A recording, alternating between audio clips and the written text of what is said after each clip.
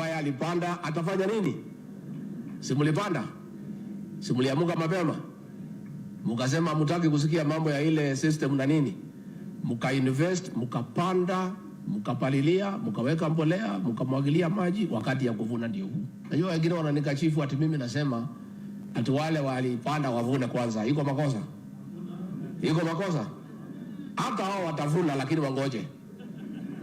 Si wale walipanda ndio wavune kwanza. Wakishavuna wavune ile tabaki kidogo, wale wakupanda waingie watafute huko nini ile tapatikana wachukue wakwende. Si yuko namna hiyo? Mr. Gachagua, maybe you've never been given an opportunity. I want to do that now. Please explain to us this shareholding concept and how does it work? Even this matter has been taken out of context. Government formation is a process. And a coalition government is formed based on an agreement. I sat down with William Ruto and on behalf of the mountain people, negotiated our expectation from his government. And he negotiated the votes he wanted from our region. And he did negotiate with me that he wanted 70% of our votes. And in exchange, he would give us 40% of the government. It was not written, it was a gentleman's agreement.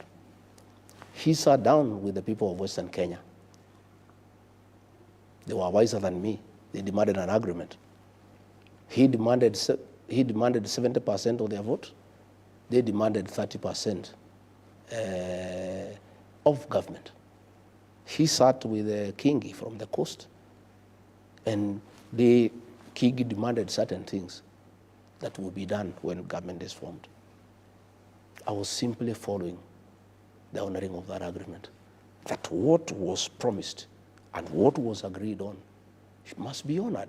And I was saying, you know, we made an agreement that we are investing in this government, and this is our expectation.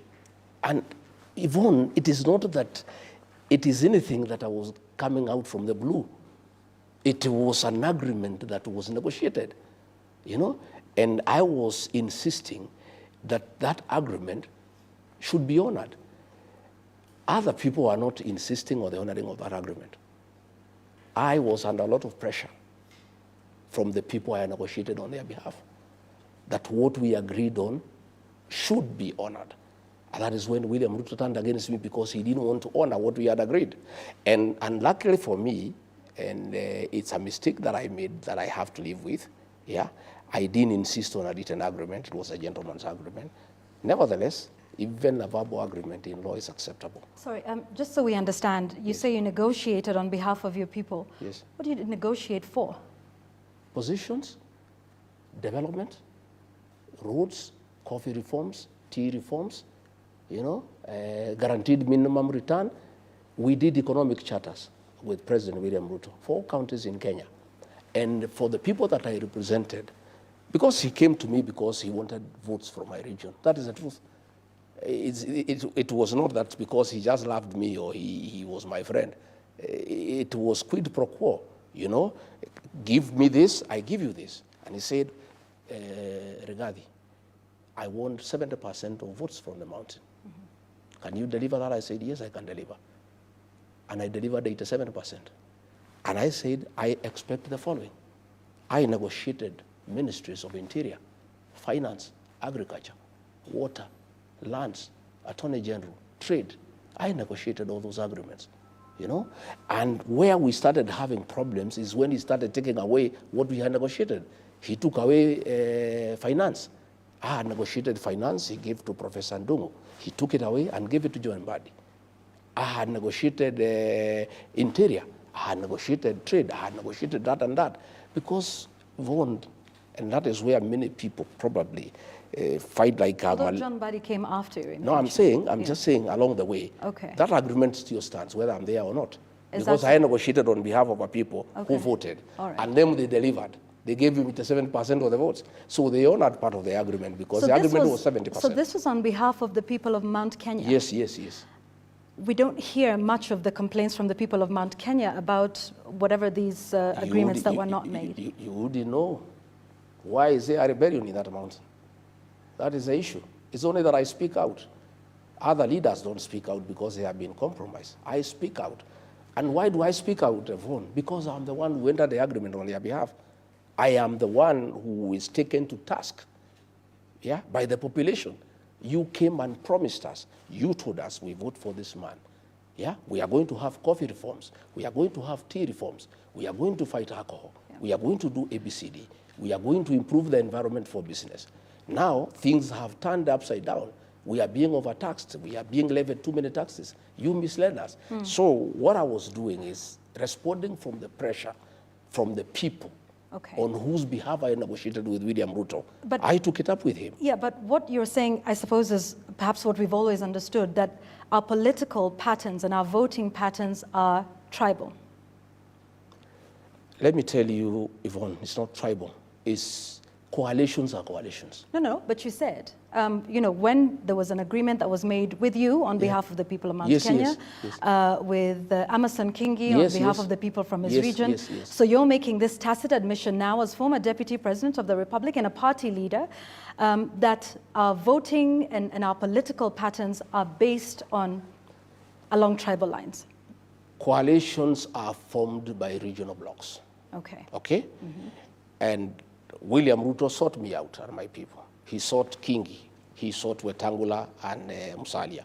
He sought everybody else. And that's the nature of our politics for now. Okay, all right. So some then say, and I want us to listen to this clip coming up, that you are simply renaming tribalism, and instead of using the word tribes, you call them shares and shareholding. Let's listen to you defending this again at a different occasion.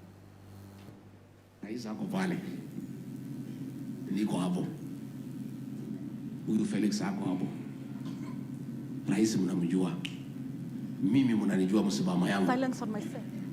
Ya kwamba watoto wakiwa wengi kuna wale kwanza ya kuangaliwa, si mnajua? Sasa huyu Felix ako pale ndio mwenye kuunganisha mawaya. Mambo yetu tumepanga. Mambo iko sawa. Chakula iko jikoni karibu kuiva. Watoto ni wengi, chakula ni kidogo. Iko watoto ya nyumbani, iko ajirani, iko namna hiyo, na nyinyi mtulie. Chakula ikiiva, sisi ndio wenye kupakua, na watoto tunawajua kwa sura na kwa msimamo. Hatuwezi kuwa confused. Kuna mtu wajua watoto yake. Mr. Gachagua, who gets to eat first and how much? But I think you need to understand the concept of our politics. I was in a meeting in Nandi, and the Nandis were asking, you voted for this government. We have our sons who have not been employed.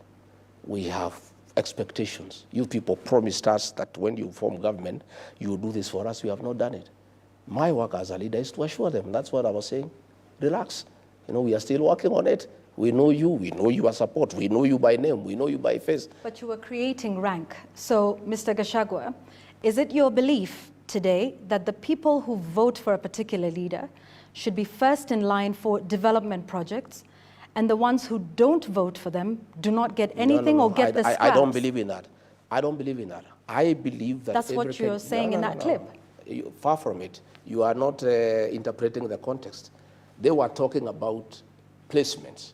And I was saying, please, things are still being worked out. Relax. We know you. We know where you are. So is placement based on those that vote? Not necessarily. Because it's the same thing you said. You asked for specific ministries. But those would it not be the person that is most qualified or merits that position? Or is it just basically the people that voted? It is still meritocracy. It's still meritocracy, but there is regional balance.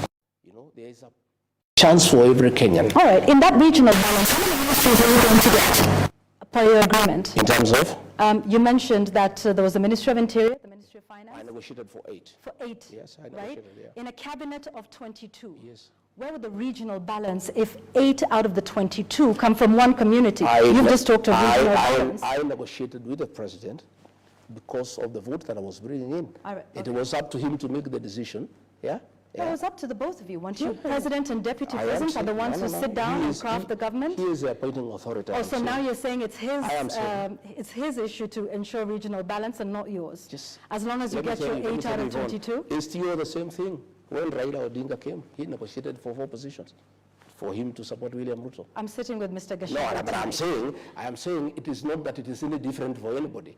It is what happens in this country. When William Ruto sought the support of Raila Odinga, he came and demanded for cabinet positions and 11 principal secretaries, and he was given for support. Even us, to give William Ruto support, we demanded certain things. And it was upon him to evaluate, take it or leave it. You know? And now that you're out of government, is this a concept that you still believe in, Mr. Gachagua? In terms of? Shareholding? I am not talking about shareholding in terms of being discriminatory. We are saying when we form a government, people must sit down and agree that if we are successful, yeah, we are willing to bring this number of votes here. This is our expectation from that administration. It happens all over the world. People must negotiate. And it's only that I was a tough negotiator, and why people thought probably I'm tribal or I am too much is because I was insisting to get what I negotiated for, and I was being shortchanged. And I was saying, no, I don't want to be shortchanged. I must get what I negotiated for, because on my part, I delivered what I promised. Let's move to some more recent developments now, and back to your trip to the